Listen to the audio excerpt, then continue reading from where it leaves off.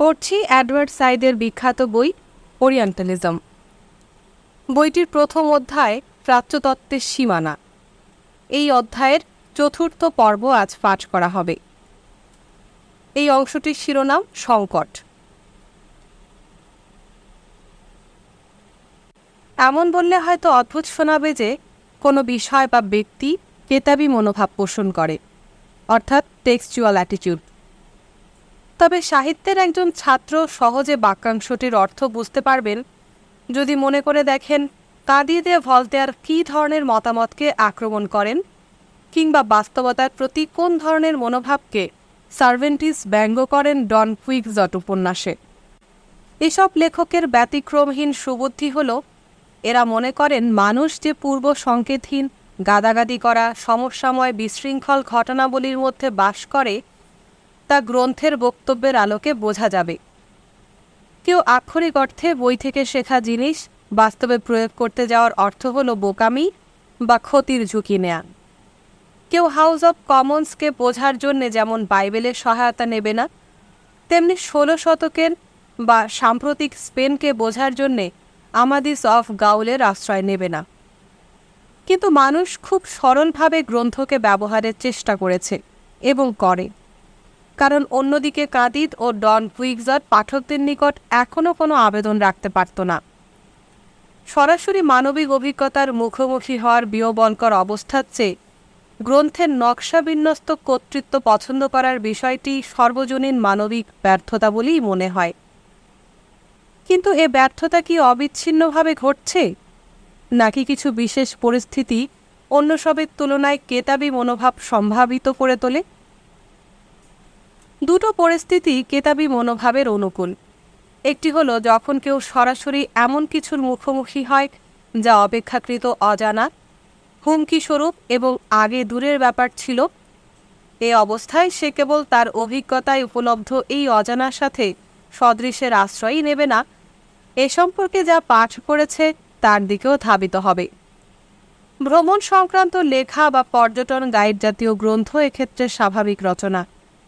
এগুলো রচনাভঙ্গি ও ব্যবহারেরও ততটা যুক্তি আশ্রিত একটি গ্রন্থ যতটা হতে পারে, কারণ মানুষের প্রবণতাই এমন যে কোনো অচেনা অঞ্চলে ভ্রমণে অনিশ্চয়তা যদি তার ভারসাম্যের প্রতি হুমকি স্বরূপ হয়, তাহলে সে মুখ ফিরিয়ে আশ্রয় নেয় এ সম্পর্কিত বইপত্রের।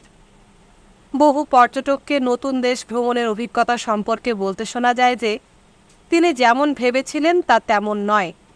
এর অর্থ বই যা বলেছে এ দেশটি সেরকম নয়। পর্যটনের বই বা গাইড বইয়ের লেখকরা এমনভাবে সেগুলো সাজিয়ে নেয় যাতে বলা যায় একটি দেশ এমন বা আরও ভালো, কিংবা এ দেশটি বর্ণময়, আকর্ষণীয়, ব্যয়বহুল ইত্যাদি। উভয় ক্ষেত্রে মূল ধারণাটি এই যে গ্রন্থ সবসময় জনগোষ্ঠী, স্থান ও অভিজ্ঞতা বর্ণনা করতে পারে, এত বেশি পারে যে এমনকি গ্রন্থ বর্ণিত বাস্তবতার চেয়েও গ্রন্থটি বা রচনাটি বেশি প্রভাবন ক্ষমতা অর্জন করে, বেশি ব্যবহৃত হয়। ফ্রেভিস ডেল দেঙ্গোর কমেডি যে ওয়াটারলুর যুদ্ধচিত্র খোঁজে, তা এজন্য নয় যে তিনি তা খুঁজে পান না, বরং এজন্যে যে বই তাকে এ সম্পর্কে যা অবহিত করেছে তা খুঁজে পান না। কেতাবি মনোভাবের অনুকূল দ্বিতীয় পরিস্থিতিটি হল সাফল্যের আভাস। যদি কেউ বই পড়ে জানে যে সিংহ হিংস্র এবং অতঃপর একটি হিংস্র সিংহের সামনে পড়ে, অবশ্যই সরল উদাহরণ দিচ্ছি, তাহলে সম্ভাবনা আছে যে সে একই লেখকের আরও বই পড়ায় উৎসাহ পাবে এবং সেগুলো বিশ্বাস করবে। কিন্তু যদি সিংহ বিষয়ক বইটিতে হিংস্র সিংহের মোকাবেলা করার উপায় সম্পর্কে নির্দেশনা থাকে এবং যদি নির্দেশনা ঠিকমতো কাজ করে, তাহলে গ্রন্থকার কেবল সম্পূর্ণ বিশ্বস্ততাই অর্জন করবেন না, অন্যান্য বিষয়ে একই ধরনের গ্রন্থ রচনার প্রয়াসেও তাড়িত হবেন। আরও জটিল ব্যাখ্যা আছে জোরদারকরণের, যার প্রভাবে পাঠকের বাস্তব অভিজ্ঞতা প্রভাবিত হয় তার গ্রন্থ পাঠের দ্বারা। আবার লেখকও পাঠকের ওই পরিবর্তিত অভিজ্ঞতার দ্বারা প্রভাবিত হয়ে সেই অভিজ্ঞতার আলোকে আগাম সংজ্ঞায়িত বিষয় নিয়ে লিখতে প্রলুব্ধ হন। অতঃপর হিংস্র সিংহ মোকাবেলার উপায় সম্পর্কিত একটি বই তখন সিংহের হিংস্রতা, হিংস্রতার উৎস ইত্যাদি বিষয়ে আরও বেশ কিছু গ্রন্থ জন্ম দিতে পারে। একইভাবে রচনা যখন ঘনীভূত হয়ে মূল বিষয়ে আলোকপাত করে, যা এখন আর সিংহ নয়, হিংস্রতা, আমরা আশা করতে পারি যে যে উপায়ে সিংহের হিংস্রতা মোকাবেলার নির্দেশনা দেয়া হয়েছে তা বাস্তবে এর হিংস্রতা বাড়াবে, হিংস্র হতে বাধ্য করবে সিংহটিকে। কারণ এ আসলে তাই, এবং এ হলো তাই আমরা মূলত ওর সম্পর্কে যা জানি বা কেবল যা জানতে পারি। কোনো রচনা যদি কোনো বাস্তবতা সম্পর্কে জ্ঞান ধারণ করে বলে মনে হয় এবং সে বাস্তবতা যদি ওপরে বর্ণিত ধরনের কোনো পরিস্থিতি থেকে উদ্ভূত হয়ে থাকে, তবে সে রচনা বাতিল করে দেয়া দুরূহ। এতে সঞ্চারিত হয়েছে বিশেষজ্ঞ জ্ঞান। বাস্তবে এ রচনা যতটা সফল হওয়ার সম্ভাবনা ছিল তার অনেক বেশি মর্যাদা এর ওপর আরোপ করে একে আরও গুণান্বিত করতে পারে একাডেমি, বিভিন্ন প্রতিষ্ঠান ও সরকার কর্তৃক। এর চেয়েও গুরুত্বপূর্ণ ব্যাপার হলো, এ ধরনের রচনা শুধু জ্ঞানই সৃষ্টি করতে সক্ষম নয়, নিজের বর্ণিত বাস্তবতাও সৃষ্টি করতে পারে। সময়ে এ ধরনের জ্ঞান ও বাস্তবতা সৃষ্টি করে ঐতিহ্য। মিশেল ফুকো যাকে বলেছেন ডিসকোর্স, লেখকের আসলত্ব নয়, এর বস্তুগত উপস্থিতি ও ভারী এ থেকে উৎপন্ন অন্যান্য রচনার পেছনের কারণ। আইডি সিরিজের ক্যাটালগে ফ্লবেয়ার প্রাক অস্তিত্ববান যেসব তথ্যগুচ্ছ জড়ো করে রেখেছেন তা থেকে ওই ধরনের গ্রন্থই রচিত হয়ে। এসব কিছুর আলোকে নেপোলিয়ন ও ডি লেসেপসকে বিবেচনা করা যাক। এরা প্রাচ্য সম্পর্কে যা কিছু জানতেন তার সবটাই এসেছে প্রাচ্যতাত্ত্বিক ঐতিহ্যের লেখা ও আইডি সিরিজে উল্লিখিত বইপত্র থেকে। তাদের জন্য প্রাচ্য হিংস্র সিংহের মতো এমন কিছু যার মুখোমুখি হতে হবে এবং যাকে এটা নির্দিষ্ট মাত্রায় মোকাবেলা করতে হবে, কারণ সে প্রাচ্যকে সম্ভব করে তুলেছে ওই রচনাগুচ্ছ। এই প্রাচ্য ছিল নির্বাক, বিভিন্ন প্রকল্প বাস্তবায়নের জন্য ইউরোপের কাছে সহজলভ্য। আবার এসব প্রকল্প স্থানীয়দের ব্যাপারে সরাসরি কোনো দায় দায়িত্ব বহন করে না। সে প্রাচ্য তার জন্য পরিকল্পিত প্রকল্প, চিত্রকল্প বা বর্ণনা রাশি প্রতিরোধ করতে অক্ষম। এই অধ্যায়ের শুরুতে আমি বলেছি পশ্চিমের লেখালেখি ও তার পরিণতি এবং প্রাচ্যের নিষ্ঠুপতার এ সম্পর্ক হল পশ্চিমের বিশাল সাংস্কৃতিক শক্তির ফলাফল ও প্রমাণ, প্রাচ্যের ওপর তার ক্ষমতা বিস্তারের আকাঙ্ক্ষার পরিণতি। এ সামর্থ্যের আরেকটি দিক রয়েছে যার অস্তিত্ব নির্ভর করে প্রাচ্যতাত্ত্বিক ঐতিহ্যের চাপ এবং প্রাচ্যের প্রতি তার কেতাবী দৃষ্টিভঙ্গির ওপর। এ দিকটি নিজের মতো অস্তিত্ব বজায় রাখে, যেমন হিংস্র সিংহ সম্পর্কিত বই পুস্তকও তাদের তৎপরতা অব্যাহত রাখে, যে পর্যন্ত না সিংহ ফিরে তাকিয়ে কথা বলতে পারে। যারা প্রাচ্যের জন্য বিভিন্ন প্রকল্প তা দিয়ে ফুটিয়েছেন তাদের মধ্যে দুজন প্রদর্শক হলেন নেপোলিয়ন ও ডি লেসেপস। এদের অভিজ্ঞতার বাইরে সৃষ্ট পরিপ্রেক্ষিত এদেরকে প্রাচ্যের মাত্রাহীন নীরবতার দিকে এগিয়ে যেতে দেখে। তার প্রধান কারণ এই যে প্রতিরোধে অক্ষম প্রাচ্যকে ঘিরে থাকা প্রাচ্যতাত্ত্বিক ডিসকোর্স তাদের তৎপরতায় লেপে দেয় অর্থবোধ, বুদ্ধিগ্রাহ্যতা ও বাস্তবতা। নেপোলিয়নের ক্ষেত্রে প্রাচ্যতাত্ত্বিক এই ডিসকোর্সকে সম্ভাবিত করেছে প্রাচ্যের তুলনায় অনেক বেশি সামরিক শক্তিধর পশ্চিমের অস্তিত্ব। অতঃপর প্রাচ্যতাত্ত্বিক ডিসকোর্স আর সামরিক শক্তিধর পশ্চিম মিলে তাদের আয়ত্তে এনে দেয় এমন প্রাচ্যজন যাকে ডিসক্রিপোজো দ্য লা ইজিপ্টে ইচ্ছামতো বর্ণনা করা যায়। তাদেরকে এনে দেয় কোনাকুনি কেটে যাওয়ার মতো এক প্রাচ্য, যা করে ডি লেসেপসের সুয়েজ খাল। এছাড়াও প্রাচ্যতত্ত্ব তাদেরকে দিয়েছে সাফল্য, অন্তত তাদের বিবেচনায়। এর সাথে প্রাচ্যের কোনো সম্পর্ক নেই। এই সাফল্য সম্পর্কে অন্যভাবে বলা যায় যে ট্রায়াল বাই জুরির আমি বলি আমাকে আমি বলি এর বিচারকের পাশ্চাত্যজন এবং প্রাচ্যজনের মধ্যেকার সকল প্রকৃত আদান প্রদান এর মধ্যেই সংঘটিত। প্রাচ্যতত্ত্বকে প্রাচ্যের প্রতি এবং প্রাচ্যকে পরিচালনার উদ্দেশ্যে পশ্চিমের কল্প প্রদর্শন বলে চিন্তা করতে শুরু করলে আমরা কিছু বিস্ময়ের মুখোমুখি হব। কারণ যদি এ মন্তব্য সত্যি হয় যে মিশেলেট, র্যাঙ্ক, টকোভিল, বুর্কহার্ডটের মতো ঐতিহাসিক তাদের বয়ান পরিকল্পনা করেছেন নির্দিষ্ট এক ধরনের কাহিনী রূপে, তাহলে শত শত বছর ধরে যেসব প্রাচ্যতাত্ত্বিক প্রাচ্য বিষয়ক ইতিহাস, চরিত্র ও নিয়তি পরিকল্পনা করেছেন, তাদের বেলায়ও সে মন্তব্য সত্য। 19 ও 20 শতকে প্রাচ্যতাত্ত্বিকরা সংখ্যায় আরও উল্লেখযোগ্য হয়ে ওঠেন, কারণ এরই মধ্যে কাল্পনিক ও প্রকৃত ভূগোলের দূরত্ব সংকুচিত হয়েছে। বাজার, উৎস ও উপনিবেশের খোঁজে অপ্রতিরোধ্য ইউরোপীয় বিস্তারণের দ্বারা পুনর্নির্ধারিত হয়েছে প্রাচ্য ইউরোপ সম্পর্ক, এবং সবশেষে প্রাচ্যতত্ত্ব নিজেই তার রূপান্তর সমাপ্ত করার মধ্যে দিয়ে একটি পণ্ডিতি ডিসকোর্স থেকে পরিণত হয়েছে সাম্রাজ্যবাদী প্রতিষ্ঠানে। নেপোলিয়ন, ডি লেসেপস, বেলফোর ও ক্রোমার সম্পর্কে আমি যা বলেছি তাতে ওই রূপান্তরের চিহ্ন পরিষ্কার। কার্লাইলের মতে, যে মানুষ হিরো, দূরদৃষ্টি ও প্রতিভার অধিকারী, সেই মানুষের প্রয়াসরূপে প্রাচ্য প্রকল্পসমূহকে কেবল খুবই মৌলিক স্তরে বোঝা সম্ভব। যদি আমরা ডি হার্ভেল্ট ও দান্তের পরিকল্পনাসমূহ স্মরণ করি এবং তাদের সাথে একটি আধুনিকায়িত দক্ষ ইঞ্জিন, 19 শতকের ইউরোপীয় সাম্রাজ্যের মতো ও একটি ইতিবাচক পাক যুক্ত করি, তাহলে দেখব যে নেপোলিয়ন, ডি লেসেপস, ক্রোমার ও বেলফোর অনেক বেশি নিয়মমাফিক ও স্বাভাবিক। কারণ যেহেতু কেউ তত্ত্ববিদ্যাগতভাবে প্রাচ্যকে মুছে ফেলতে পারে না, ডি হার্ভেল্ট ও দান্তে হয়তো উপলব্ধি করেছিলেন, তাই একে দখল করা, পরিশোধন করা, বর্ণনা করা, উন্নয়ন করা ও বৈপ্লবিকভাবে এর পরিবর্তন করার ক্ষমতা তার আছে। এখানে আমি যা বোঝাতে চাচ্ছি তা হল, প্রাচ্য সম্পর্কে কেবল কেতাবি আন্দাজ, সুশৃঙ্খল বর্ণনা ও সংজ্ঞায়নের স্তর থেকে খোদ প্রাচ্যে বাস্তবে এসব প্রয়োগের ঘটনা ঘটেছে। প্রয়োগের এই বিষয়টিকে আক্ষরিক অর্থে বলা যায় উদ্ভট রূপান্তর।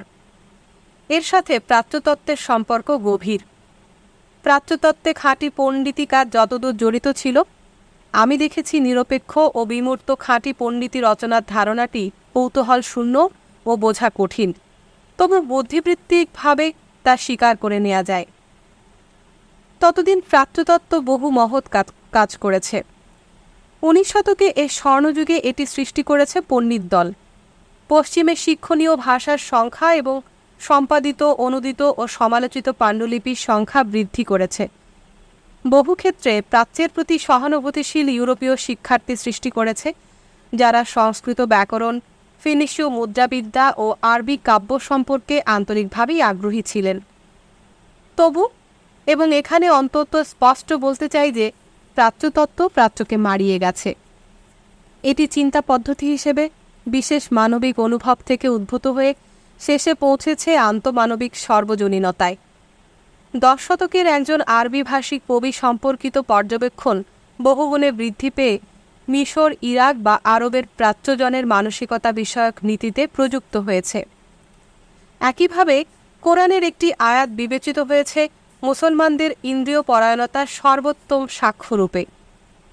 আসলে প্রাচ্যতত্ত্ব অনুমানে ধারণ করেছে এক অপরিবর্তনীয় প্রাচ্যকে, যা পশ্চিম থেকে সম্পূর্ণ ভিন্ন, যার কারণও যুগে যুগে পরিবর্তিত হয়েছে, এবং প্রাচ্যতত্ত্ব তার উত্তর 18 শতকীয় রূপ থেকে কখনো পুনর্বিবেচিত হয়নি। এ সকল পরিস্থিতি মিলেই অনিবার্য করে তুলেছে পর্যবেক্ষক প্রশাসক ক্রোমার ও বেলফোরের মতো ব্যক্তিত্ব। রাজনীতি ও প্রাচ্যতত্ত্বের ঘনিষ্ঠতা, কিংবা আরও যথাযথভাবে বলা যায় প্রাচ্যতত্ত্বের ধারণাসমূহকে রাজনীতিতে প্রয়োগের সম্ভাবনা গুরুত্বপূর্ণ, কিন্তু অতি স্পর্শকাতর সত্য। এটি কালো বা নারীবাদী অধ্যয়নের মতো বিষয়ে প্রযোজ্য দোষী নির্দোষের ধারণা সম্পর্কে পূর্ব থেকেই ঝোঁক সৃষ্টি, পণ্ডিতি নিরপেক্ষতা ও সুবিধাবাদী দলের চক্রান্ত ইত্যাদি সম্পর্কে প্রশ্ন উত্থাপন করে। এটি সাংস্কৃতিক, বর্ণগত, ঐতিহাসিক সাধারণীকরণ এবং এগুলোর ব্যবহার, মূল্য, উদ্দেশ্যমুখীনতার মাত্রা ও মৌলিক লক্ষ্য বিষয়ে অনিবার্য অস্থিরতা উস্কে দেয় মানুষের চৈতন্যে। অন্য সব বাদ দিয়েও বলা যায় যে রাজনৈতিক ও সাংস্কৃতিক পরিস্থিতিতে পশ্চিমা প্রাচ্যতত্ত্ব সমৃদ্ধ হয়েছে তার গবেষণার বিষয়রূপী প্রাচ্যজন বা প্রাচ্যের অবমূল্যায়িত অবস্থানের প্রতি দৃষ্টি আকর্ষণ করে। আনোয়ার আবদেল মালেক প্রাচ্যায়িত প্রাচ্যের যে নিখুঁত চিত্র এঁকেছেন, তা কি রাজনৈতিক প্রভুভৃত্যের সম্পর্ক ছাড়া অন্য কিছু সৃষ্টি হতে পারে? ক.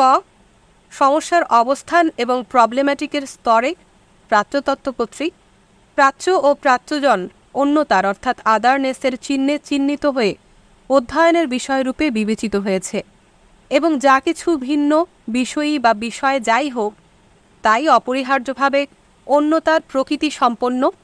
রীতি অনুযায়ী অধ্যয়নের এই বিষয় বা বস্তুটি হবে নিষ্ক্রিয়, অংশগ্রহণ থেকে বিরত, ঐতিহাসিক আনুগত্য গুণে গুণান্বিত, সবচেয়ে বড় কথা অক্রিয়, নিজের ব্যাপারে অসার্বভৌম। প্রাচ্য বা প্রাচ্যজন বা প্রজা যাই বলা হোক না কেন, কেবল সে দার্শনিক দিক থেকে বিচ্ছিন্ন, চূড়ান্ত মাত্রায় বিচ্ছিন্ন, নিজের ব্যাপারে নিজে ছাড়া কেবল অন্য কারো দ্বারা স্থির, উপলব্ধ, সংজ্ঞায়িত ও কর্মমণ্ডিত হবে। খ. থেমেটিক লেভেলে গবেষণার বিষয়স্বরূপ প্রাচ্যের জনগোষ্ঠী, জাতি ও দেশ সম্পর্কে অনিবার্যতার ধারণা গ্রহণ করেন প্রাচ্যতাত্ত্বিকগণ। এ ধারণা প্রকাশিত হয় বিশেষায়িত জাতিভিত্তিক বর্গায়ন তত্ত্বে এবং অচিরেই তার সাথে মিলে অগ্রসর হয় বর্ণবাদের দিকে। প্রধানুক প্রাচ্যতাত্ত্বিকদের মতে সকল বিবেচ্য বস্তুর এক সাধারণ ও অবিভাজ্য ভিত্তিস্বরূপ একটি সত্তা অস্তিত্ববান রয়েছে, যা কখনো কখনো স্পষ্ট অধিবিদ্যাগত পরিভাষায় বর্ণিত। এই সত্তা ঐতিহাসিক, কারণ তা ইতিহাসের সূচনাতেও ছিল, আবার তা ইতিহাস বিলগ্নও, কারণ তা অধ্যয়নের জন্য স্থিরীকৃত সত্তাসমূহকে নিজস্ব অপরিবর্তনীয় ও বিচ্ছিন্নকরণের অযোগ্য নির্দিষ্ট অবস্থানে স্থির ধরে রাখে। ঐতিহাসিক বিবর্তনের ক্ষেত্রে ক্রিয়াশীল বিভিন্ন শক্তির মিথস্ক্রিয়ার ফলস্বরূপ উদ্ভূত রাষ্ট্র, জাতি, জনগোষ্ঠী ও সংস্কৃতি ইত্যাদি অন্যান্য সত্তার মতো ওগুলোকে বিবৃত করে না। এভাবে আমরা উপনীত হব বর্গায়ন তত্ত্বে, যার ভিত্তি হল প্রকৃত নির্দিষ্টতা, তা অনুভবের অযোগ্য ও অনিবার্য রূপে ধারণকৃত এবং ইতিহাস থেকে বিচ্ছিন্ন। তা এরই মধ্যে ভিন্ন বস্তুতে পরিণত করেছে অধীত বস্তু বা বিষয়টিকে। ভিন্ন হয়ে ওঠা এই বস্তুর সাথে অধ্যয়নকারীর সম্পর্ক হল তুরীয় বা শ্রেষ্ঠ ও নিকৃষ্টের সম্পর্ক। ফলে আমরা পাব হোমো সিনিকাস, হোমো অ্যারাবিকাস, হোমো অ্যাজিপটিকাস ইত্যাদি, বা নয় কেন একজন হোমো আফ্রিকানাস। কারণ বোঝাই যাচ্ছে মানুষ, সাধারণ মানুষ হল কেবল প্রাচীন গ্রিক আমল থেকে আজ পর্যন্ত, অর্থাৎ ঐতিহাসিক কালে অস্তিত্ববান ইউরোপীয় মানুষ। এখানে বোঝা যায় 18 থেকে 20 শতক পর্যন্ত সংখ্যালঘুদের নিয়ন্ত্রণের জন্যে ভাবাধিপত্যবাদ, নৃতত্ত্ব কেন্দ্রিকতা এবং ইউরোপ কেন্দ্রিকতার মানব বিজ্ঞান ও সামাজিক বিজ্ঞানে গভীরভাবে জড়িত ছিল, বিশেষত অ-ইউরোপীয় জনগোষ্ঠীর সাথে সম্পর্কের ক্ষেত্রে। মার্কস ও অ্যাঙ্গেলস সংখ্যালঘুদের ওপর কার্যকর এই আধিপত্যের স্বরূপ উন্মোচিত করেন। ফ্রয়েড খুলে দেখান নৃতত্ত্ব কেন্দ্রিকতার প্রকৃত চেহারার রূপ।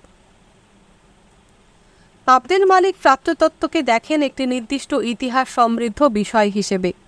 শেষ 20 শতকের প্রাচ্যজনের মতে সেই ইতিহাস প্রাচ্যতত্ত্বকে ওপরে বর্ণিত অচলাবস্থার দিকে ঠেলে নিয়ে গেছে। আমরা এখন সংক্ষেপে সেই ইতিহাসের বই কাঠামো চিহ্নিত করার চেষ্টা করব। এই ইতিহাস 19 শতকের মধ্য দিয়ে অগ্রসর হতে হতে ওজন ও ক্ষমতা বৃদ্ধির জন্যে সংখ্যালঘুদের নিয়ন্ত্রণ করার নিমিত্তে ভাবাধিপত্যবাদ এবং নৃতত্ত্ব কেন্দ্রিকতা ও ইউরোপ কেন্দ্রিকতা আত্মস্থ করেছে। 18 শতকের শেষ দশক থেকে পরবর্তী 1.5 শতক পর্যন্ত প্রাচ্যতত্ত্বকে একটি অধ্যয়ন ক্ষেত্ররূপে নিয়ন্ত্রণ করেছে ব্রিটেন ও ফ্রান্স। তুলনামূলক ব্যাকরণে জোন্স, ফ্রান্স বক, জ্যাকব গ্রিম ও অন্যান্যদের মহৎ ভাষাতাত্ত্বিক আবিষ্কার আসলে প্রাচ্য থেকে প্যারিস ও লন্ডনে নিয়ে আসা পাণ্ডুলিপিসমূহের কাছে ঋণী। প্রায় ব্যতিক্রম ছাড়াই প্রত্যেক প্রাচ্যতাত্ত্বিক তার জীবন শুরু করেন ভাষাতাত্ত্বিক হিসেবে। ভাষাতত্ত্বে ঘটে যাওয়া বিপ্লব, যা বব, সেসি, বার্নফ ও তাদের ছাত্রদের সৃষ্টি, তা আসলে একটি তুলনামূলক বিজ্ঞান, যার ভিত্তি হল এই আনুমানিক সিদ্ধান্ত যে ভাষাসমূহ কয়েকটি পরিবারের অন্তর্ভুক্ত ইন্দো ইউরোপীয় ও সেমেটীয় দুটো গুরুত্বপূর্ণ উদাহরণ। অতএব শুরু থেকে প্রাচ্যতত্ত্ব দুটো বৈশিষ্ট্য বহন করে আনে: 1. ইউরোপের নিকট প্রাচ্যের ভাষাতাত্ত্বিক গুরুত্বের ভিত্তিতে সদ্য অনুভূত একরকম বৈজ্ঞানিক আত্মসচেতনতা, এবং 2.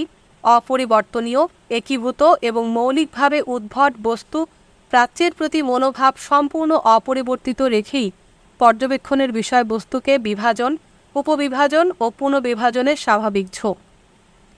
ফ্রেডেরিক স্লেগেল সংস্কৃত শিখেছিলেন প্যারিসে বসে। তিনি ওপরে বর্ণিত দুটো বৈশিষ্ট্য একত্রে বর্ণনা করেছেন। যদিও 1808 সালে তার গ্রন্থ উবের দেই স্প্যাটসে অ্যান্ড ওয়েস্টেইড দের ইন্ডিয়ার এটা বেরোবার পূর্বেই তিনি তার প্রাচ্যতত্ত্ব প্রত্যাহারের ঘোষণা দেন, তবু তিনি এ মত বজায় রাখেন যে একদিকে সংস্কৃত ও ফার্সি, অন্যদিকে গ্রিক ও জার্মান ভাষা সেমেটিক, চীনা, আমেরিকান বা আফ্রিকান ভাষার চেয়ে পরস্পর অনেক বেশি সাদৃশ্যপূর্ণ। এছাড়া ইন্দো ইউরোপীয় ভাষা পরিবার শিল্পিত সহজ ও সন্তোষজনক, সেমেটিক ভাষা তেমন নয়। এ ধরনের বিমূর্ত বিষয় স্লেগেলকে বিচলিত করেনি। হার্ডারের ভবিষ্যৎবাণী অনুযায়ী তথাকথিত গণমুখী রাজনীতির ক্রমশ সংকীর্ণ হয়ে আসা পরিপ্রেক্ষিত থেকে রাজনৈতিক জাতি, নৃতাত্ত্বিক জাতি, মন, জনগোষ্ঠীর মতো যেসব বিষয়ে আবেগ নিয়ে কথা বলা যায় সেগুলো সারা জীবন হেগেলকে মোহগ্রস্ত করে রাখে। 1800 খ্রিস্টাব্দে যখন তিনি ঘোষণা করেন আমাদেরকে উচ্চমাত্রার রোমান্টিকতা খুঁজতে হবে প্রাচ্যে, তখন তিনি নির্দেশ করেন শকুন্তলা, জেন্দ আবেস্তা ও উপনিষদের প্রাচ্যকে। সেমেটিকদের ভাষা পরস্পর আসঞ্চিত, অশিল্পিত এবং যান্ত্রিক, তারা তাই ভিন্ন, নিম্নমানের পশ্চাৎপদ। ভাষা, জীবন, ইতিহাস ও সাহিত্য নিয়ে স্লেগেলের বক্তৃতা এ জাতীয় পক্ষপাতে পরিপূর্ণ। তিনি এসব বক্তৃতা করেন বিন্দু পরিমাণ তথ্য প্রমাণ ছাড়াই। তিনি বলেন, হিব্রু সৃষ্টি হয়েছে পয়গম্বরের বাণী আর স্বর্গীয় উচ্চারণের জন্যে। মুসলমানরা জড়িয়েছে একটি মৃত ও শূন্য অস্তিত্ববাদে, বড়জোর এক নেতিবাচক একেশ্বরবাদী বিশ্বাসে। সেমেটীয় ও অন্যান্য নিম্ন শ্রেণীর প্রাচ্যজন সম্পর্কে স্লেগেলের সমালোচনায় লেপ্টে থাকা বর্ণবাদের অনেকখানি ব্যাপকভাবে ছড়িয়ে পড়েছিল ইউরোপীয় সংস্কৃতিতে। কিন্তু শেষ 19 শতকের ডারউইনীয় নৃতাত্ত্বিক ও করটিবিদগণের উদ্যোগে তা বৈজ্ঞানিক বিষয়বস্তুর ভিত্তিতে পরিণত হয়, যেমন ঘটে তুলনামূলক ভাষাতত্ত্বেও। অন্য কোথাও অতটা দেখা যায় না। এতে ভাষা ও জাতি যেন বিজড়িত করে বাঁধা, এবং ভালো প্রাচ্য ছিল প্রাচীনকালে, বহু বহু পূর্বে গত ভারতে। কিন্তু খারাপ প্রাচ্য টিকে আছে বর্তমান সময় পর্যন্ত এশিয়া, উত্তর আফ্রিকার অংশবিশেষ এবং যেখানে ইসলাম আছে তার সর্বত্র। আর্যরা ছিল ইউরোপ ও প্রাচীন যুগের প্রাচ্য সীমাবদ্ধ। যেমন লিওন পোলিয়াকভ দেখিয়েছেন যে, যদিও একবারও উল্লেখ করেননি যে কেবল ইহুদিরাই নয়, মুসলমানরাও সেমেটীয়। আর্যমিথ নিম্নজাতের মানুষদের মূল্যে ঐতিহাসিক ও সাংস্কৃতিক নৃবিজ্ঞানে আধিপত্য করেছে। প্রাচ্যতত্ত্বের চূড়ান্ত বুদ্ধিবৃত্তিক কুলজি অবশ্যই 19 শতকের কয়েকটি বিখ্যাত নাম গোবিনো, রেনান, হামবল্ট, স্টেইনথাল, বার্নফ, রেমুসাট, পালমার, ওয়েইল, দোজি, মুইর প্রমুখকে অন্তর্ভুক্ত করে। এদের প্রায় সবাই 19 শতকের মানুষ। চারদিকে প্রভাব ছড়িয়ে দেওয়ার ক্ষমতা সম্পন্ন বিভিন্ন পণ্ডিত সংঘ এতে অন্তর্ভুক্ত হওয়া উচিত। যেমন 1822 সালে প্রতিষ্ঠিত সোসিয়েত এশিয়াটিক, 1823 সালে গঠিত রয়্যাল এশিয়াটিক সোসাইটি, 1842 সালে প্রতিষ্ঠিত আমেরিকান ওরিয়েন্টাল সোসাইটি। কিন্তু কাল্পনিক ও ভ্রমণ সাহিত্যের ভূমিকা খাটো করে দেখা অন্যায় হবে। এগুলো প্রাচ্যতাত্ত্বিকদের আরোপিত বিভিন্ন ভৌগোলিক, সামাজিক ও জাতিগত বিভাজনকে আরও জোরদার করেছে। এরকম উপেক্ষা ভুল হবে, কারণ ইসলামী প্রাচ্যের ক্ষেত্রে ওই জাতীয় সাহিত্য বিশেষভাবে সমৃদ্ধ এবং প্রাচ্যতাত্ত্বিক ডিসকোর্স গঠনে উল্লেখযোগ্য অবদান আছে তার। এর মধ্যে আছে গোয়েটে, হুগো, ল্যামার্টিন, সাতাব্রা, Kinglake, Nerval, Flaubert, Lane, Burton, Scott, Byron, Vigny, Disraeli, George Eliot, গতিয়েরের কাজ। শেষ 19 শতক ও 20 শতকের শুরু থেকে ডাফটি, ব্যারেস, লটি, টি.ই. লরেন্স ও ফরেস্টারের নাম যুক্ত করতে পারি আমরা। এ প্রয়াসে ইউরোপীয় খননকারীদের দ্বারা কেবল মেসোপটেমিয়া, মিশর, সিরিয়া ও তুরস্কে মৃত প্রাচ্য সভ্যতা খুঁড়ে তোলার মধ্য দিয়েই সহায়তা করা হয়নি, উল্লেখযোগ্য অবদান রাখা হয়েছে প্রাচ্যের সর্বত্র পরিচালিত ভৌগোলিক জরিপের মাধ্যমেও। 19 শতকের শেষে ইউরোপ কর্তৃক সমস্ত নিকট প্রাচ্য, অটোমান সাম্রাজ্যের অংশবিশেষ বাদে, তা গ্রাস করা হয় 1918 সালের পর। দখল করার মধ্য দিয়ে ওই অর্জনে যোগান দেয়া হয় বস্তুভিত্তিক উৎসাহ। এ পর্যায়ে প্রধান উপনিবেশিক শক্তি হল আবার ব্রিটেন ও ফ্রান্স। যদিও সামান্য ভূমিকা পালন করে রাশিয়া ও জার্মানি। উপনিবেশায়নের প্রথম অর্থ হল স্বার্থ চিহ্নিতকরণ। প্রকৃত অর্থে স্বার্থ সৃষ্টি। তা হতে পারে বাণিজ্যিক, যোগাযোগ সম্পর্কিত, ধর্মীয়, সামরিক বা সাংস্কৃতিক। উদাহরণস্বরূপ, ইসলাম ও ইসলামী অঞ্চলগুলির ব্যাপারে ব্রিটেন অনুভব করে খ্রিস্টীয় শক্তি হিসেবে তার ন্যায়সঙ্গত স্বার্থ হল নিরাপত্তা নিশ্চিতকরণ। এই স্বার্থ দেখার জন্য জটিল কৌশল ও সংগঠন সমবায় উদ্ভূত হয়। প্রথম দিকের Society for Promoting Christian Knowledge 1698 সাল, Society for the Propagation of the Gospel in Foreign Parts 1701 সালে সাফল্য অর্জন করে। তা আরও অগ্রসর হয় পরবর্তীকালে প্রতিষ্ঠিত দি ব্যাপটিস্ট মিশনারি সোসাইটি 1792 সাল, চার্চ মিশনারি সোসাইটি 1799 সাল, দি British and foreign Bible society 1804 সাল, দি London society for promoting Christianity among the juice 1808 এর প্রয়াসে। এসব সংগঠন ইউরোপের সীমানা বিস্তারে প্রকাশ্যে অংশগ্রহণ করে। এর সাথে যোগ করতে হবে বণিক সংঘ, পণ্ডিত সংঘ, ভৌগোলিক অভিযান তহবিল, অনুবাদ তহবিল, প্রাচ্যে স্কুল, মিশন, দূতাবাস, কারখানা এবং কখনো কখনো গোটা একটি ইউরোপীয় সম্প্রদায় বসিয়ে দেওয়ার ঘটনা। তাহলে স্বার্থের ধারণাটি আরও পরিষ্কার হবে। অতঃপর স্বার্থ সংরক্ষিত হয় প্রবল উৎসাহ ও ব্যয়ে। এ যাবৎ আমার আলোচনায় বাইরের কাঠামো মোটা দাগে চিহ্নিত হয়েছে। প্রাপ্ততত্ত্বের পণ্ডিতি বিকাশ এবং এর সহায়তায় বাস্তবায়িত রাজনৈতিক বিজয়ের সাথে জড়িত গতানুগতিক অভিজ্ঞতা ও আবেগের কি হলো? প্রথমত, এ ব্যাপারে দেখা দেয় হতাশা, কারণ আধুনিক প্রাচ্য পুরনো প্রাচ্যের অনুরূপ নয়। আগস্ট 1843-এ গেরার্ড ডি নেরভাল লেখেন থিওফিল গতিয়েরকে, এরই মধ্যে আমি প্রদেশের পর প্রদেশ, সাম্রাজ্যের পর সাম্রাজ্য, বিশ্বের অধিকতর সুন্দর অর্ধাংশ হারিয়েছি এবং অচিরেই আমি জানব আমার স্বপ্ন আশ্রয় নেয়ার মতো কোনো জায়গা অবশিষ্ট নেই।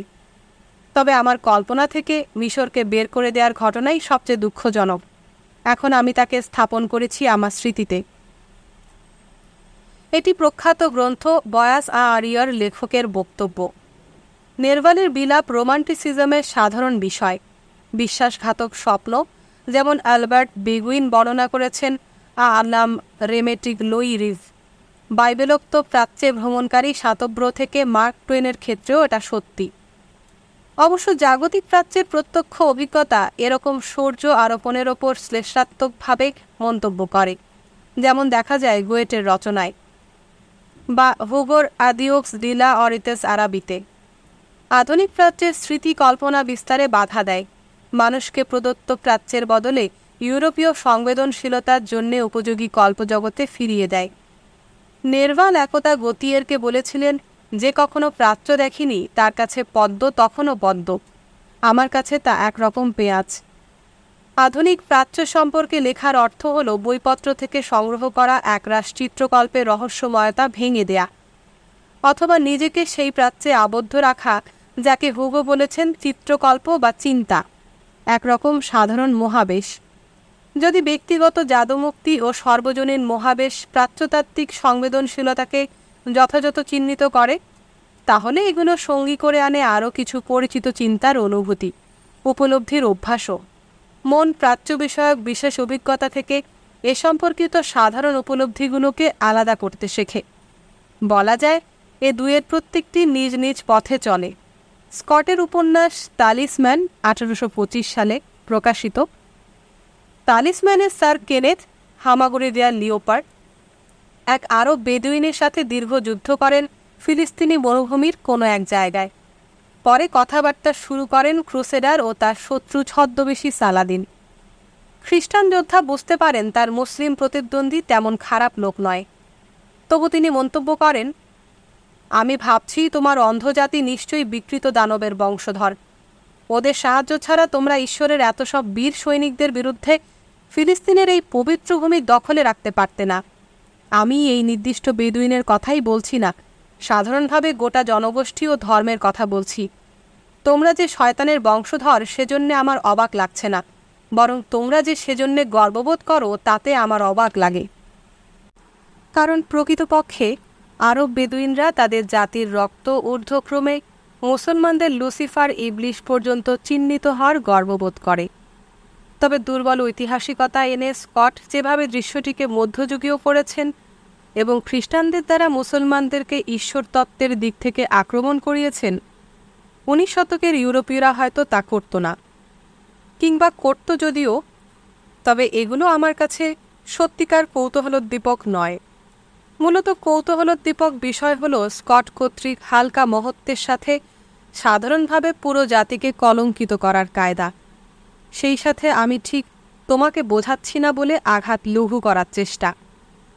যা হোক, স্কট ইসলামে বিশেষজ্ঞ ছিলেন না, যদিও ইসলাম বিশেষজ্ঞ H.A.R. গিবস তাসিলম্যানের প্রশংসা করেছেন ইসলাম ও সালাদিন সম্পর্কে লেখকের যথাযথ অন্তর্দৃষ্টির জন্যে। তিনি ইবলিসের ভূমিকার ব্যাপারে অবাধ স্বাধীনতা নিয়ে ইবলিসকে রূপান্তরিত করেছেন বিশ্বাসী এক জাতির, অর্থাৎ মুসলিম জাতির বীর নায়কে। সম্ভবত স্কটের জ্ঞানের উৎস বায়রন ও বেকফোর্ড, কিন্তু প্রাপ্তির বিষয় বা বস্তুতে আরোপিত সাধারণ বৈশিষ্ট্য যে কতটা জোরালোভাবে স্পষ্ট ব্যতিক্রমের অস্তিত্বগত ও ভাষিক শক্তি সামাল দিতে পারে তা বোঝার জন্য এটুকুই যথেষ্ট। ব্যাপারটি যেন অনেকটা এমন, একদিকে প্রাচ্যদেশীয় বলে একটি আবর্জনার ঝুড়ি রয়েছে, যাতে কোনো চিন্তাভাবনা না করেই প্রাচ্যের প্রতি পশ্চিমের সব কর্তৃত্বপরায়ণ বেনামি ও প্রথাগত মনোভাব ছুঁড়ে ফেলা হয়েছে। আবার অন্যদিকে যে কেউ প্রাচ্য সম্পর্কে বা প্রাচ্যে অর্জিত এমন অভিজ্ঞতার গল্প বলতে পারে যা কেবল লোককাহিনীর জগতেই সত্য বলে মনে হবে। তাছাড়া সর্বজনীনভাবে ব্যবহারযোগ্য আবর্জনার ঝুড়িটির সাথে এসব গল্পের কোনো সম্পর্ক নেই। কিন্তু স্কটের গদ্যের গঠনই দেখায় যে তাতে ওই দুটো দিক গভীরভাবে জড়িয়ে আছে। কারণ সাধারণ শ্রেণী বা ধরন আগাম দেখিয়ে দেয় নির্দিষ্ট দৃষ্টান্ত, সীমাচিহ্নিত স্থান যার মধ্যে কাজ করতে হবে।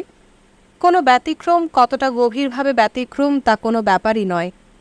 একা কোনো প্রাচ্যজন তার চারদিকে দেয়া বেড়া কতটা ডিঙিয়ে গেল তাতে কিছু যায় আসে না।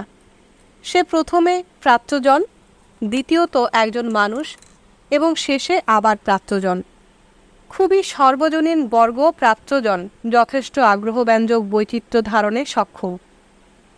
প্রাচ্য সম্পর্কে ডিসরায়েলির উৎসাহ প্রথম প্রকাশ্য পায় 1831 সালে পূবে ভ্রমণকালে। কায়রোয় তিনি লেখেন, আমার চোখ ও মন জ্বলছে বিরাট সমৃদ্ধির ছোঁয়ায়, যার সাথে আমাদের নিজেদের সাদৃশ্য নেই প্রায়। সাধারণ সমৃদ্ধির আবেগ বিভিন্ন বিষয়ে অনুপ্রাণিত করে তুরীয় বোধ এবং প্রকৃত বাস্তবের জন্য ধৈর্যের অভাব।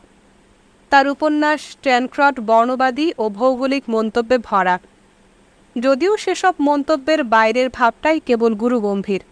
সব কিছুই জাতি বা বর্ণের ব্যাপার, এত বেশি যে সমাধান পাওয়া যাবে কেবল প্রাচ্য ও তার জাতিগুলোর ভেতরেই। ওখানে দ্রুজ, খ্রিস্টান, মুসলমান, ইহুদি সহজেই মেলামেশা করে, কারণ একজন পরিহাস ছলে বলেছিলেন, আরব হলো ঘোড়ার পিঠে ইহুদি, আর ওদের সবাই অন্তরের অন্তঃস্থলে প্রাচ্যদেশীয়। মিলন ঘটানো হয়েছে সাধারণ বর্গ ও তার অন্তঃস্থ উপাদানের মধ্যে নয়। প্রাচ্যজন প্রাচ্যে বাস করে, সে প্রাচ্যদেশীয় আরামে আয়েসে জীবন কাটায়। প্রাচ্যদেশীয় স্বেচ্ছাচার ও ইন্দ্রিয় পরায়ণতার মধ্যে প্রাচ্যদেশীয় অদৃষ্টবাদের অনুভবে প্রাণিত হয় সে মানুষ। মার্ক, ডিসরায়েলি, বার্টন প্রমুখ ভিন্ন ভিন্ন ধরনের লেখকরাও কোনো প্রশ্ন না করে বুদ্ধিমত্তার সাথে এসব সাধারণ বৈশিষ্ট্য নিয়ে দীর্ঘ আলোচনা চালিয়ে যেতে পারতেন। মোহমুক্তি এবং প্রাচ্যের প্রতি সাধারণীকৃত, অবশ্য বলা যায় না যে স্কেজোফ্রেনিক দৃষ্টিভঙ্গির সাথে অন্য একটি অদ্ভুত বিশেষত্বও রয়েছে। যেহেতু একে সাধারণ লক্ষ্যবস্তু বানানো হয়েছে, তাই সমগ্র প্রাচ্যই নির্দিষ্ট এ ধরনের খামখেয়ালিপনার উদাহরণ হিসেবে ব্যবহৃত হতে পারে। ব্যক্তি প্রাচ্যজনের অদ্ভুতত্বকে অর্থপূর্ণ করে যে সাধারণ বর্গ, তাকে সে ঠেলে ফেলতে পারে না বা ক্ষতিগ্রস্ত করতে পারে না। তবে অদ্ভুত অবস্থা উপভোগ্য হতে পারে অবস্থার দোহাই পেরেই। এখানে দৃষ্টান্তস্বরূপ ফ্লবেয়ার কর্তৃক বর্ণিত প্রাচ্যের এ দৃশ্য তুলে দেয়া যায়। জনতার মনোরঞ্জনের জন্য একদিন মোহাম্মদ আলীর সভায় এক ভার একটি মেয়েকে নিয়ে এলো কায়রোর এক বাজারে। একটি দোকানের কাউন্টারে বসালো এবং সবার সামনেই তার সাথে সঙ্গম করল। দোকানে তখন নিরুদ্বেগে পাইপ টানছিল। কিছুদিন পূর্বে কায়রো থেকে সাবরার পথে এক স্থানে এক তরুণ একটি বিরাট গাধার দ্বারা ধর্ষিত হল। ওপরের ঘটনাটির মতোই কেবল নিজের সম্পর্কে ভালো ধারণা গড়ে তোলা এবং মানুষকে হাসানোর জন্যে। একটি ম্যারাবাউট কিছুক্ষণ আগে মারা গেছে। সে একটি বোকা, দীর্ঘকাল ঈশ্বরের চিহ্নিত সাধক হিসেবে জীবন অতিবাহিত করে। সব মুসলমান রমণী তাকে দেখতে আসে এবং তাকে হস্তমৈথুন করায়। শেষে ক্লান্তিজনিত কারণে সে মৃত্যুবরণ করে। সকাল থেকে রাত্রি পর্যন্ত সে ছিল যেন অনন্ত হস্তমৈথুন। কিছুদিন আগে এক আধ্যাত্মিক সাধক সম্পূর্ণ নগ্নদেহে কায়রোর রাস্তায় হাঁটত। কেবল তার মাথায় থাকত একটি টুপি আর পুরুষাঙ্গের অগ্রভাগে আরেকটি। প্রস্রাব করার জন্যে সে তার পুরুষাঙ্গের টুপিটি সরাত, আর সঙ্গে সঙ্গে বাজা মেয়েরা দৌড়ে গিয়ে তার মূত্রের বৃত্তীয় রেখার নিচে বসত। সে মূত্র লেপে নিত দেহময়। ফ্লবেয়ার নিজেই স্বীকার করেছেন যে এ হলো বিশেষ ধরনের অত্যন্ত অদ্ভুত কিছু ঘটনা। সব পুরনো ভাড়ামির ব্যাপার বলে ফ্লবেয়ার বোঝাতে চেয়েছেন যে বহুদিনের প্রচলিত রীতির মুগুর পেটা করা দাস, রুক্ষ নারী পাচারকারী, ঠগী সওদাগর প্রাচ্যে লাভ করেছে নতুন, তাজা, খাঁটি ও আকর্ষণীয় অর্থ। এই অর্থ পুনঃসৃজন সম্ভব নয়, কেবল অক্ষস্থলে উপভোগ করা যায় এবং অংশবিশেষ ফিরিয়ে আনা সম্ভব হয়। প্রাচ্যকে পর্যবেক্ষণ করা হয়, কারণ এক সীমাহীন অদ্ভুত ব্যাপারের বিশাল সঞ্চয় থেকে উদ্ভূত হয় এর প্রায় আক্রমণাত্মক আচরণ। ইউরোপীয় মানুষের সংবেদনশীলতা প্রাচ্য ভ্রমণ করে। ইউরোপীয়রা এখানে পর্যবেক্ষক, কোনোভাবেই জড়িত নয়, সর্বদা বিচ্ছিন্ন, সর্বদা ডিসক্রিপোজো দ্য লা ইজিপ্টে বর্ণিত অদ্ভুত আনন্দের নতুন দৃষ্টান্তের জন্যে তৈরি। প্রাচ্য পরিণত হয় অদ্ভুত বিষয়ের জীবন্ত মূকাভিনয়ে। অত্যন্ত যৌক্তিকভাবে এই মূকাভিনয়ই হয়ে ওঠে রচনার বিশেষ বিষয়বস্তু। এভাবে বৃত্তের সমাপ্তি, গ্রন্থ আসলে পাঠককে যা বলেনি সেরূপে দৃষ্টিগোচর হওয়া থেকে প্রাচ্য ফিরে আসতে পারে এমন কোনো রূপে যা খুবই সুশৃঙ্খল উপায়ে লেখা হয়। এর অচেনা অবস্থা রূপান্তরিত করা যায়, উদ্ধার করা যায় এর অর্থ, বশে আনা যায় এর শত্রুতা। এ সত্ত্বেও প্রাচ্যের উপর আরোপিত সর্বজনীনতা, প্রাচ্যের মুখোমুখি হলে অনুভবে আসে যে মোহমুক্তি, এর দ্বারা প্রদর্শিত অদূরীভূত উৎকেন্দ্রিকতা, সবই প্রাচ্য সম্পর্কিত লেখা বা বক্তব্যে পুনরায় ভাগে ভাগে সঞ্চারিত হয়ে যায়। যেমন শুরুর প্রাচ্যতাত্ত্বিকদের নিকট ইসলাম ছিল গতানুগতিকভাবে প্রাচ্যদেশীয়। কার্ল ব্রেকার মন্তব্য করেন যে ইসলাম বিশাল সর্বজনীনতা লক্ষণীয়। ইসলাম যদিও হেলেনিক ঐতিহ্যের উত্তরাধিকার পেয়েছে, তা গ্রিক মানবিক ঐতিহ্য উপলব্ধি ও প্রয়োগে সক্ষম নয়। এছাড়া ইসলামকে বোঝার জন্যে সর্বপ্রথম প্রয়োজন একে দেখা, আসল ধর্মরূপে নয়। ইউরোপীয় পুনর্জাগরণের মতো সৃজনশীল প্রেরণা ছাড়াই প্রাচ্যজনদের দ্বারা গ্রিক দর্শন আত্মীকৃত করার ব্যর্থ প্রয়াস হিসেবে। আধুনিক ফরাসি প্রাচ্যতাত্ত্বিকদের মধ্যে সম্ভবত সবচেয়ে প্রভাবশালী ও বিখ্যাত লুইস ম্যাসিগনেনের নিকট ইসলাম খ্রিস্টীয় মূর্ততার সুশৃঙ্খল প্রত্যাখ্যান, এবং এর প্রধান নায়ক মোহাম্মদ বা আভিরোইস নন। মুসলিম সাধক আল হেলাস ব্যক্তিগত অনুমানের ভিত্তিতে ইসলামকে বিকৃত করার অভিযোগে রক্ষণশীল মুসলমানরা আল হেলাসকে হত্যা করে। বেকার ও ম্যাসিগনন স্পষ্টত যে বিষয়টি তাদের অধ্যয়নের অন্তর্ভুক্ত করেননি তা হল প্রাচ্যজনদের খামখেয়ালিপনা বা উৎকেন্দ্রিকতা। পরে তারা এ বিষয়টিকে পশ্চিমা পরিভাষায় নিয়মিত করে নেয়ার জন্য খুবই চেষ্টা করেন। মোহাম্মদকে ছুঁড়ে ফেলা হয়, আল হেলাসকে নিয়ে আসা হয় সামনে, কারণ তিনি যীশুখ্রিস্টের মতো হতে চেয়েছিলেন। প্রাচ্যের বিচারক হিসেবে আধুনিক প্রাচ্যতাত্ত্বিক বিশ্বাস করেন ও মুখে বলেন, কিন্তু বস্তুগতভাবে প্রাচ্য থেকে আলাদা হয়ে থাকতে পারেন না। সহানুভূতির পরিবর্তে তার পেশাগত জ্ঞান প্রমাণ করে তার মানবিক বিচ্ছিন্নতা। কিন্তু এই বিচ্ছিন্নতাও সকল রক্ষণশীল মনোভাব, পরিপ্রেক্ষিত এবং আমার বর্ণিত প্রাচ্যতত্ত্বের ধরন দ্বারা খুবই প্রভাবিত। তার প্রাচ্য অস্তিত্বশীল প্রকৃত প্রাচ্য নয়, তা হল প্রাচ্যায়িত প্রাচ্য। জ্ঞান ও ক্ষমতার একটি অভগ্ন বৃত্তাংশ ইউরোপ বা পশ্চিমা রাষ্ট্রনায়ক ও পশ্চিমা প্রাচ্যতাত্ত্বিকদের সংযুক্ত করে। এটি গঠন করে মঞ্চের কানা, যার ভেতরে আছে তাদের প্রাচ্য। প্রথম বিশ্বযুদ্ধ শেষে আফ্রিকা ও প্রাচ্য পশ্চিমের সামনে বুদ্ধিবৃত্তিকভাবে তেমন দর্শনীয় হয়ে উঠতে পারেনি, যেমন মনে হয়েছে একটি সুবিধাজনক এলাকা হিসেবে। এ সময় প্রাচ্যতত্ত্বের পরিধি আর সাম্রাজ্যবাদের পরিধি একত্রে মিলে যায়। প্রাচ্য বিষয়ক ও প্রাচ্যকে মোকাবেলা করার জন্যে পশ্চিমা চিন্তাভাবনার ইতিহাসে একমাত্র সংকটের উদ্ভব হয় এই দুইয়ের অভিন্নতা থেকে। এ সংকট এখনও অব্যাহত। 20 শতকের শুরুতে তৃতীয় বিশ্বের এক প্রান্ত থেকে অপর প্রান্ত পর্যন্ত সাম্রাজ্য ও সাম্রাজ্যবাদের প্রতি প্রতিক্রিয়া ছিল দ্বান্দ্বিক। 1955 সালে অনুষ্ঠিত বান্দুং সম্মেলন নাগাদ সমগ্র প্রাচ্য পশ্চিমা সাম্রাজ্য থেকে রাজনৈতিক স্বাধীনতা ফিরে পায়, কিন্তু মুখোমুখি হয় সাম্রাজ্যবাদী শক্তির নতুন বিন্যাস, যুক্তরাষ্ট্র ও সোভিয়েত ইউনিয়নের। নতুন তৃতীয় বিশ্বে তার প্রাচ্যকে চিনতে না পেরে প্রাচ্যতত্ত্ব এখন প্রতিদ্বন্দ্বী রাজনৈতিক অস্ত্রসজ্জিত প্রাচ্যের সামনে উপস্থিত। প্রাচ্যতত্ত্বের সামনে এখন দুটো পথ খোলা। এক, যেন কিছুই ঘটেনি এমনভাবে তার চর্চা অব্যাহত রাখা। 2, পুরনো কৌশলগুলো নতুন অবস্থার সাথে খাপ খাইয়ে নেয়া। কিন্তু প্রাচ্যতাত্ত্বিক বিশ্বাস করেন প্রাচ্য কখনো পরিবর্তিত হয় না। নতুন প্রাচ্য হলো নতুনের বিশ্বাসঘাতকতার শিকার পুরনো প্রাচ্য। 3, পুনর্বিবেচনার বিকল্প। প্রাচ্যতত্ত্বকে একেবারে বিদায় জানানো। কেবল ক্ষুদ্র একটি দল এমন চিন্তাভাবনা করছে। আব্দুল মালিকের মতে সংকটের একটি মাপক কেবল এই নয় যে প্রাক্তন উপনিবেশ প্রাচ্যে জাতীয়তাবাদী মুক্তি আন্দোলন সংগঠিত হয়ে প্রাচ্যতত্ত্বের নিষ্ক্রিয় নিয়তিবাদী প্রজার জাতের ধারণা গোলমাল করে দিচ্ছে। এছাড়াও বিশেষজ্ঞগণ এবং সাধারণ পাঠক প্রাচ্যতাত্ত্বিক বিজ্ঞান ও তার অধীত বিষয়বস্তুর মধ্যে সময়ের ব্যবধান সম্পর্কে সচেতন হয়েছে। তেমনি তাদের নজরে এসেছে প্রাচ্যতত্ত্ব এবং মানববিজ্ঞান ও সামাজিক বিজ্ঞানে ব্যবহৃত ধারণা, পদ্ধতি ও কৌশলের মধ্যে সূচিত কালিক ব্যবধানও, যা বিশেষ প্রভাব সম্পাতী।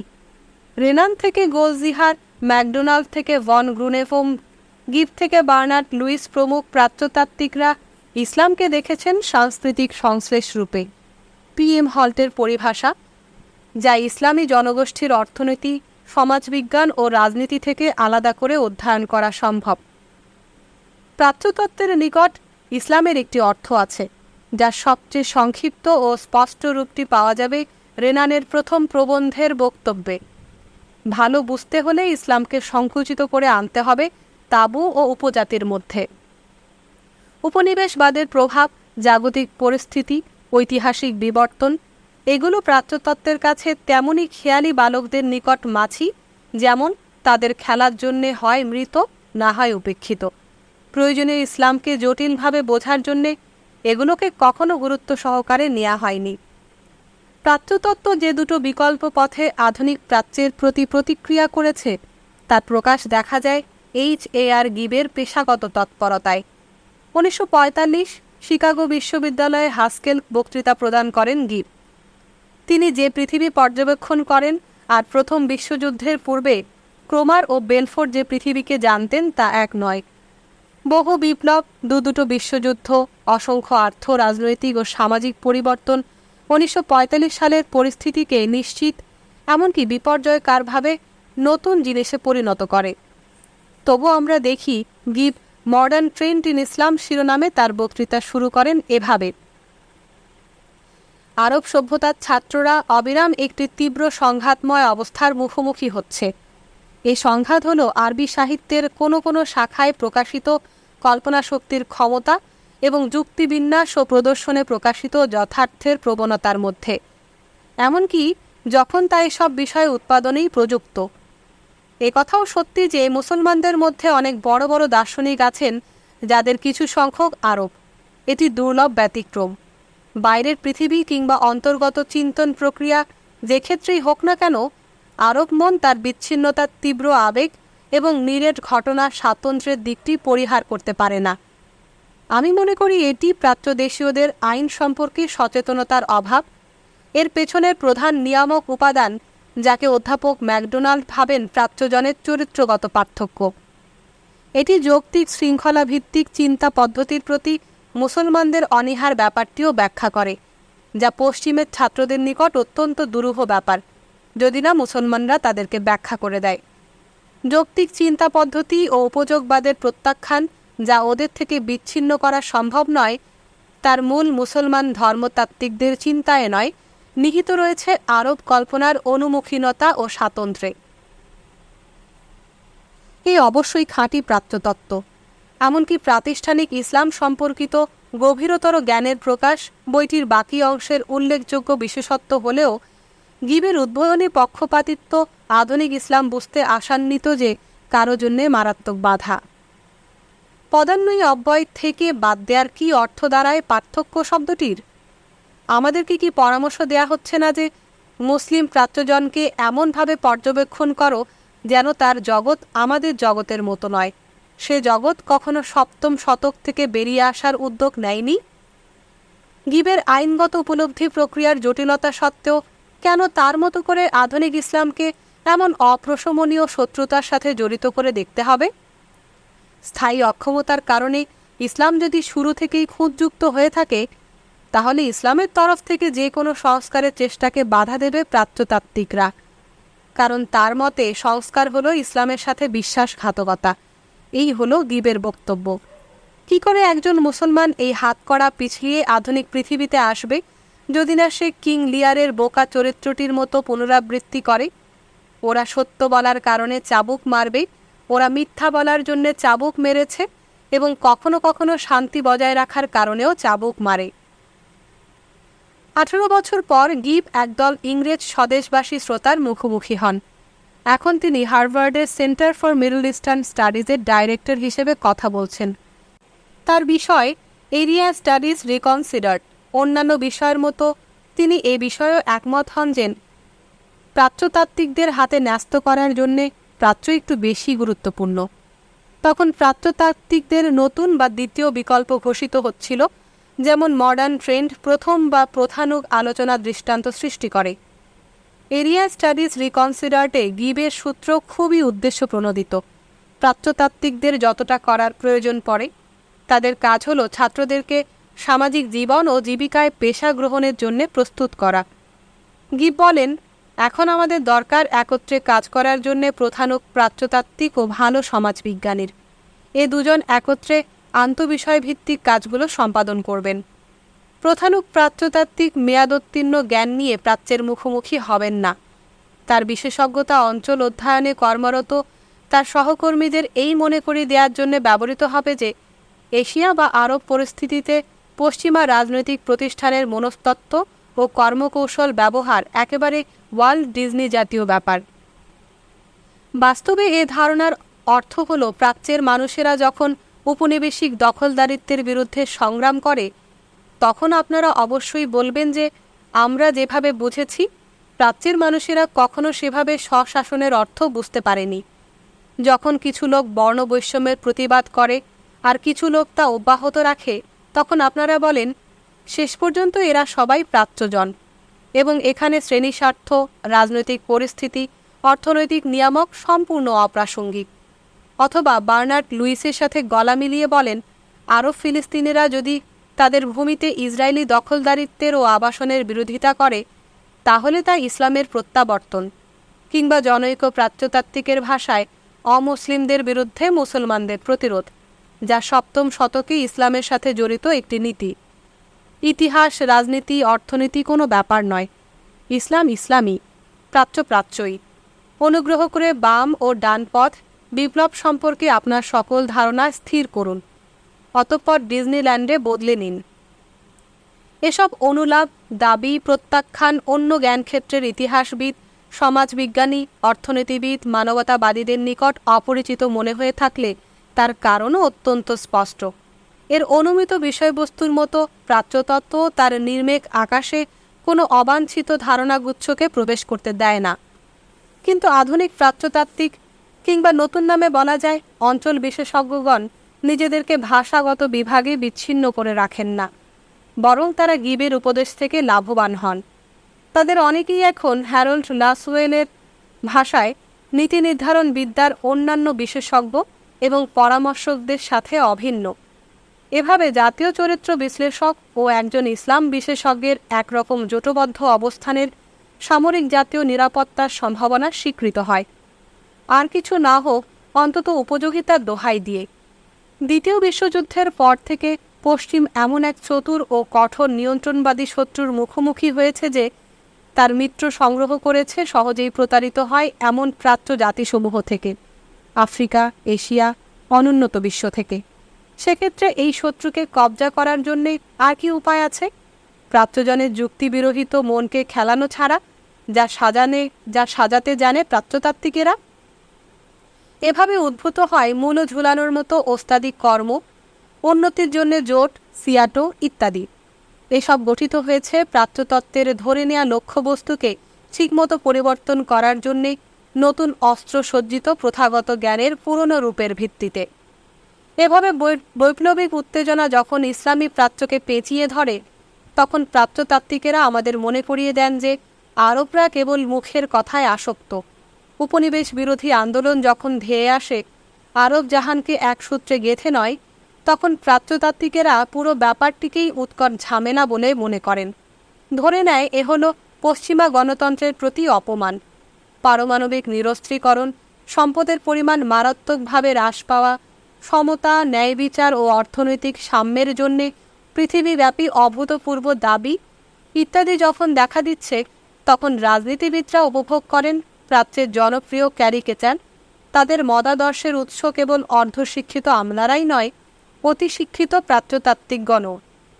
আরব অঞ্চল কর্তৃক সমগ্র পৃথিবী দখলের পরিকল্পনার ব্যাপারে সতর্ক করেন স্টেট ডিপার্টমেন্টে কর্মরত কিংবদন্তির আরব বিশেষজ্ঞ।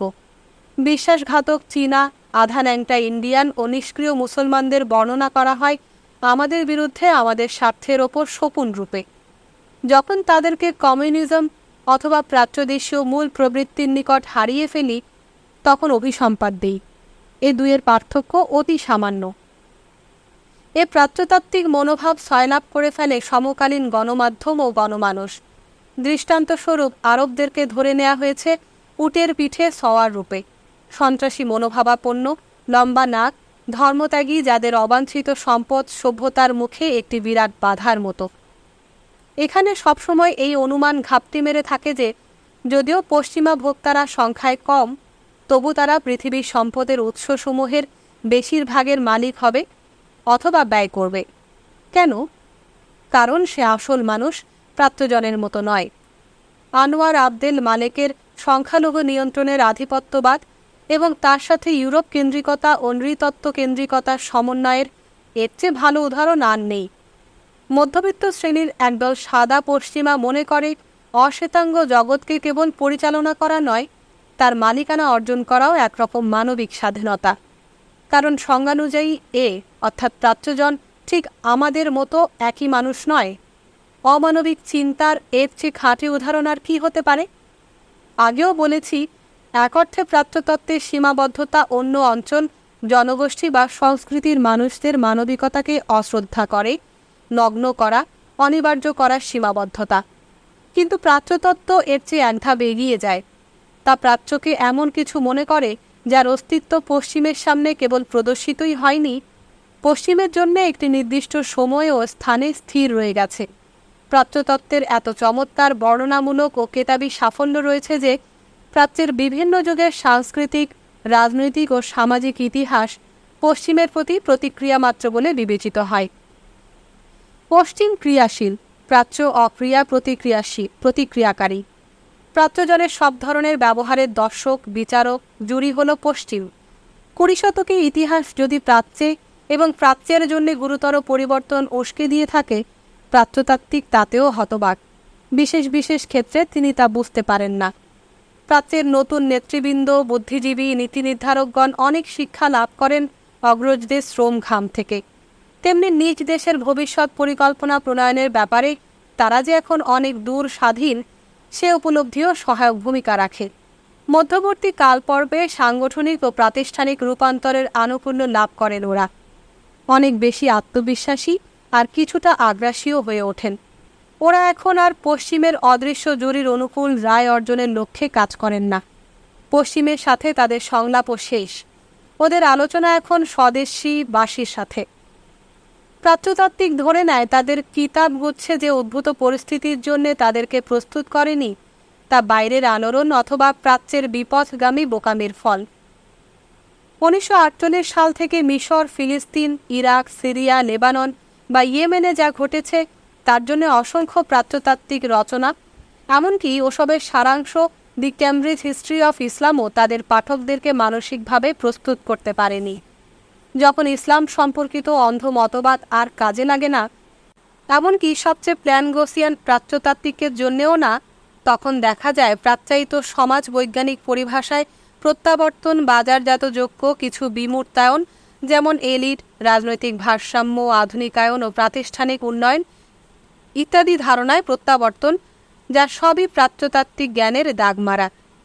এরই মধ্যে ক্রমশ বর্ধিষ্ণু এবং আরও ভয়াবহ একটি চির আলাদা করে প্রাচ্য ও পাশ্চাত্যকে। বর্তমান সংকট রচনা ও বাস্তবতার মধ্যকার পার্থক্যকে নাটকীয় রূপ প্রদান করে। তবু আমি বর্তমান অধ্যয়নে কেবল প্রাচ্যতত্ত্বের মতামতের উৎসগুলোই চিহ্নিত করার চেষ্টা করিনি, এর গুরুত্ব নির্দেশেরও চেষ্টা করেছি। কারণ সমকালীন বুদ্ধিজীবীরা ঠিকই অনুভব করেছেন যে স্পষ্টত তাদের দিকে হামাগুড়ি দিয়ে এগিয়ে আসা একাংশ পৃথিবীকে উপেক্ষা করার অর্থ হল বাস্তবতাকে অস্বীকার করা। মানবতাবাদীরা প্রায়ই বিভাগ বণ্টিত বিষয়ে তাদের গবেষণা পরিচালনা করেন। তারা প্রাচ্যতত্ত্বের মতো বিষয় পর্যবেক্ষণ করেননি, তা থেকে শিক্ষাও গ্রহণ করেননি, যার নিরবিচ্ছিন্ন আকাঙ্ক্ষা হল গোটা একটি পৃথিবীর প্রভু হওয়া। সহজে সীমানা চিহ্নিতকরণের যোগ্য কোনো অংশ, যেমন গ্রন্থকার বা রচনাগুচ্ছ নয়। যা হোক, তার বিপুল বিস্তৃত আকাঙ্ক্ষা সত্ত্বেও ইতিহাস, সাহিত্য, কলা ইত্যাদি প্রাতিষ্ঠানিক নিরাপত্তা পর্দার পাশাপাশি প্রাচ্যতত্ত্বও পার্থিব ঐতিহাসিক পরিস্থিতির সাথেও জড়িত। এই পরিস্থিতিকে বাগাড়ম্বরপূর্ণ বিজ্ঞানবাদ ও যুক্তিবাদের দোহাই দিয়ে লুকিয়ে রাখার চেষ্টাও আছে। সমকালীন বুদ্ধিজীবীগণ প্রাচ্যতত্ত্ব থেকে দুটো জিনিস শিখতে পারেন: এক, বাস্তবসম্মতভাবে তার বিষয়ের দাবিকে সীমিত অথবা বিস্তৃত করা; দুই, মানবীয় রঙ্গভূমিকে, ইয়েটসের ভাষায় হাড় মাংসের বিপণী, মানবীয় রঙ্গভূমিকে দেখা ও উপলব্ধি করা, যেখানে রচনা, দৃষ্টি, পদ্ধতি ও বিষয় উদ্ভূত, বিকশিত, প্রবাহিত ও লুপ্ত হয়। প্রাচ্যতত্ত্বকে পর্যবেক্ষণ ও পরীক্ষণের অর্থ হল ইতিহাস কর্তৃক তার বিষয়বস্তুতে, অর্থাৎ প্রাচ্যে আনিত পদ্ধতিগত সমস্যা মোকাবেলার বুদ্ধিবৃত্তিক উপায় প্রস্তাব করা। তার আগে আমাদের পরিষ্কারভাবে দেখতে হবে প্রাচ্যতত্ত্ব তার পরিধি, অভিজ্ঞতা ও কাঠামো দ্বারা কোন কোন মানবিক মূল্যবোধ চিরতরে মুছে দিয়ে গেছে।